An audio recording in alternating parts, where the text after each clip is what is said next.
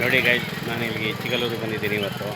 ನೋಡಿ, ಇವತ್ತು ನಮ್ಮ ಬ್ರದರು ಮರಿ ಹೊಡಿದಿದ್ರು, ಅದಕ್ಕೋಸ್ಕರ ಚಿಕ್ಕಲೂರು ಬಂದಿದ್ದೀನಿ. ನೋಡಿ ಫ್ರೆಂಡ್,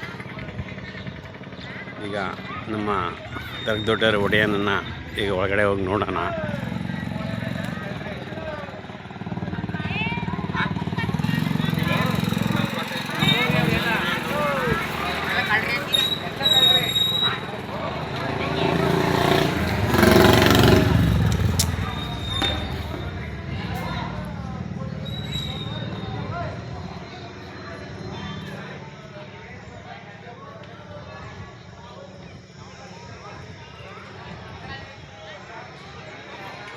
ನೋಡಿ, ಜಾತ್ರೆ ಟೈಮಲ್ಲಿ ಬರಬೇಕು ಇಲ್ಲಿಗೆ.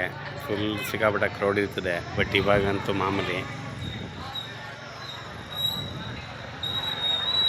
ನಾನು ಮನೆಗೆ ಜನ ಬರ್ತಾರೆ ಫ್ರೆಂಡ್.